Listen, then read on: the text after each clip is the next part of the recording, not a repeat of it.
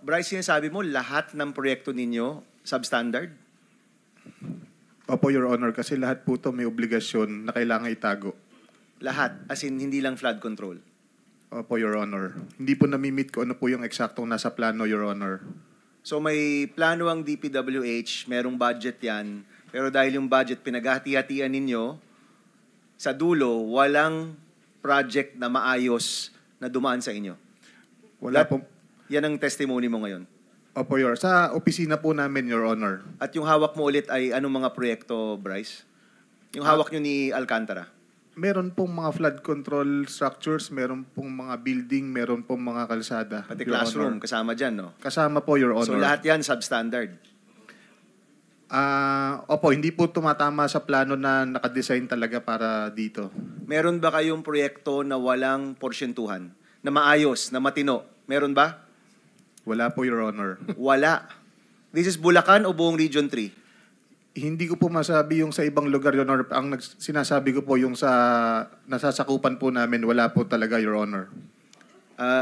Is it okay, Senator Tulfo? We're suspending the rules on the 5 minutes because kakaunti lang naman tayo rito. So please proceed. Secretary With the Bunoan, provision, of course. meron po ba kayong Go ahead. komento dito, Secretary Bunoan? Ito, anong years ito, Bryce? Anong years itong pinag-uusapan natin? Anong mga proyekto? Mula po nung dumating si Boss Henry, Which is 2019 po. 2019 to 2025. Up to present po. 6 na taon, walang maayos na proyekto dyan. Wala pong tumama kung ano po yung nakaspecify sa plano. Hindi po na-meet lahat yun. At lahat yan may porsyentuhan. Lahat po, Your Honor. Former Secretary Bunoan, may Excuse masasabi me, ka ba? Excuse me, Senator Bam. Follow up lang, ano? Hindi afterthought ito, ah. Alam mo ito habang nangyayari at that time. Opo, may instruction po lahat to. Aware kayo na talagang substandard. Opo, Your Honor. Hindi ngayon lang, ah. Hindi po ngayon lang, Your Thank Honor. you, Senator Bam. Secretary Bunoan, ano masasabi mo dyan? I don't know what to say, Your Honor. This is the first time that I have heard about all these shenanigans that they're doing actually in this district engineering office. They're supposed to monitor. They have to submit monitoring. In my watch, they're supposed to submit monitoring reports every phase of the work, every phase of the project, Your Honor. Sino pong in charge ng monitoring po sa DPWH? At dito po sa Bulacan?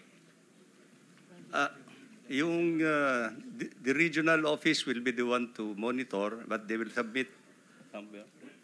They will be submitting actually Magpangalan kayo, Secretary. Kasi ito, first time ko ito narinig. We're investigating flood control. Ngayon inaamin lahat ng proyekto, pati classroom, pati hospital, pati tulay, pati kalsada, lahat substandard. No? That's what you're saying, Bryce, no? Yes po, Your Honor. Maisama ko lang po, yung mga street lights po namin, overpriced po lahat yun. Oh, street light, cat's Pero- eye, Opo. lahat na. Walang tumama. Walang tumama, no? Opo. Oh, so ikaw, 'di ba? So kunyari kayo ni Alcantara, kayo yung DE, under kayo kay Bernardo. Nung mga panahon po nun, opo, Your Honor. Okay, and then si Yusek Bernardo, Secretary Bunoan, siya ba yung in charge ng monitoring niyan? O hindi rin, iba pa? Iba pa, Your Honor. Sino po? Sa central office, I think it's with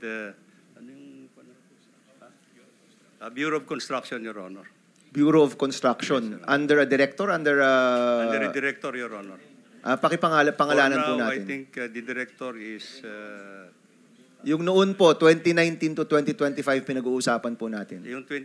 during my watch, Your Honor, the Okay. director for Bureau of Construction is Engineer Alan Borromeo, Your Honor. Alan Borromeo.